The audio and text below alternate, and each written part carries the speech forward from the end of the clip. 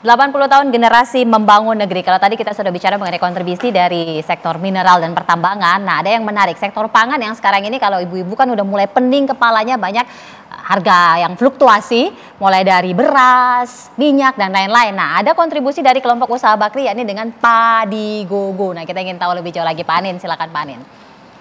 Ya, terima kasih. Nah, Bejit, bahwa memang kalau kelompok usaha kami di industri perkebunan yang ujungnya menjadi pangan juga, itu sudah dari tahun 80-an akhir. Oh, jadi udah lama ya Pak? Ya, memang mulainya dengan tentunya karet, lalu juga minyak kelapa sawit ya. Tapi akhir-akhir ini kami berpikir masa sih Indonesia tidak bisa bukan hanya swasembada, bahkan kalau bisa ekspor padi. Nah, ini semua kan bukan saja kemauan, tapi juga mesti menggunakan iptek, informasi, teknologi, ilmu pengetahuan. Nah, kami bekerjasama dengan berbagai macam universitas. Jadi Padi Gogo ini bukan hanya semata keringat kami, justru ini adalah intellectual property dari teman-teman di universitas. Ada IPB, ada ITB, dan juga universitas-universitas lain. Nah, kita mengatakan, kok kalau misalnya bikin padi harus di sawah yang kita tahu butuh irigasi dan lain-lain. Padahal banyak sekali daerah-daerah di Indonesia yang memang irigasinya belum lancar. Ya, tanahnya tanah yang lebih kering. Nah, akhirnya kita ingin mendorong supaya Padi Gogo ini ada bukan saja di tempat-tempat yang tentunya subur gitu ya, tapi juga di tempat-tempat biasa yang rada kering, tapi dilakukan secara masif. Nah, masif itu tanda kutip karena biasanya dalam Padi Gogo itu jumlahnya mungkin ya 1 hektar, mungkin kurang karena skalanya skala UMKM. Tapi ternyata kami mencoba dengan 84 hektar, hasilnya lumayan.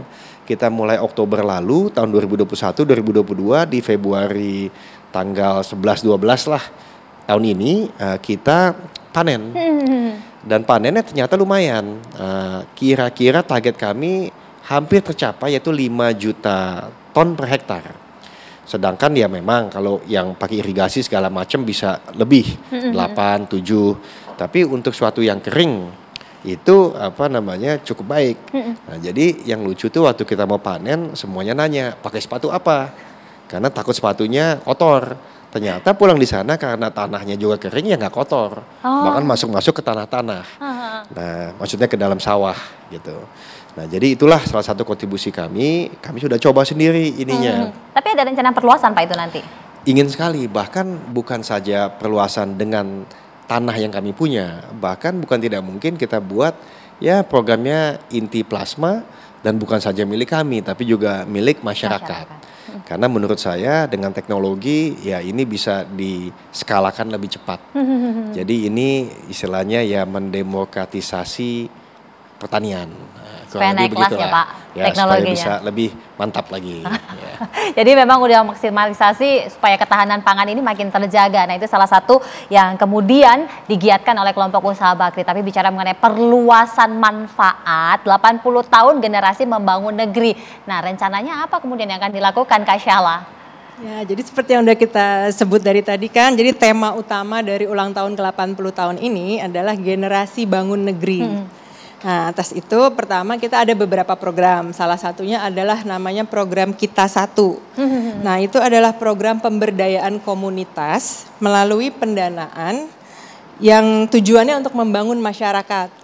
Jadi kita tahu bahwa komunitas itulah yang mengerti kebutuhan di masyarakat sekitarnya, jadi program ini adalah dijalankan dimulai dari komunitasnya. Kemudian kita juga ada program iStart, yaitu program yang dikhususkan untuk mengajak startup di Indonesia, terutama yang anak-anak muda ya dari berbagai sektor untuk melakukan inovasi yang memudahkan hidup orang banyak, terutama yang berbasis teknologi.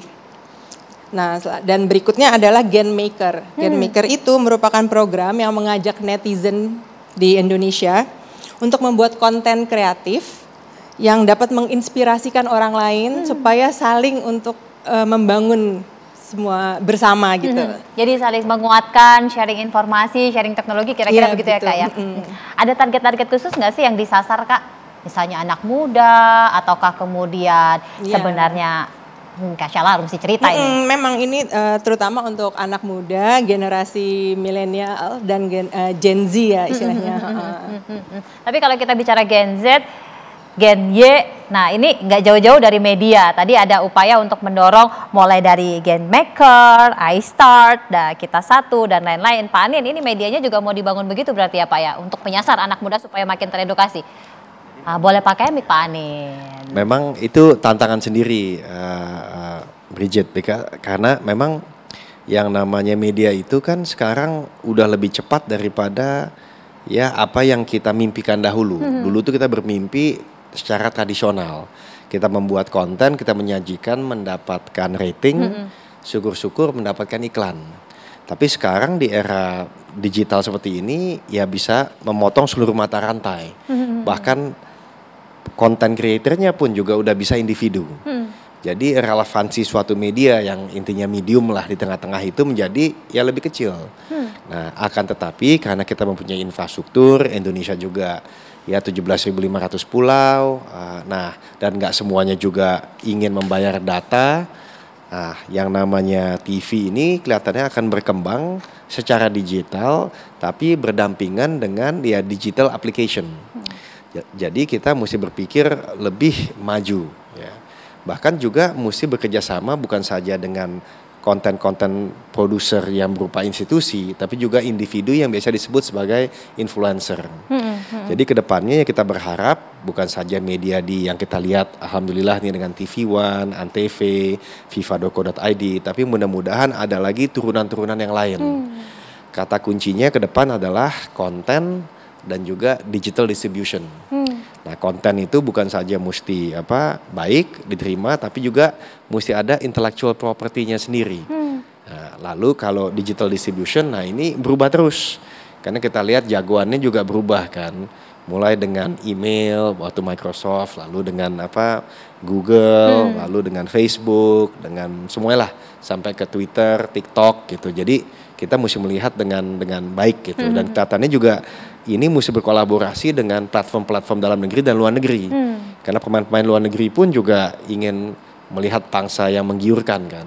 Jadi kita benar-benar mesti mencari di mana positioning yang tepat. Tapi kuncinya saya rasa kemampuan untuk membuat konten yang baik dan mendistribusikan secara digital mendampingi channel yang tradisional tadi. Kayaknya arahnya kurang lebih ke situ. Lalu seperti apa kemudian target-target lain dari masing-masing kelompok usaha ini yang menjadi bagian dari kelompok usaha Bakri? Sesaat lagi kita akan lanjutkan, tetaplah di Indonesia Business Forum.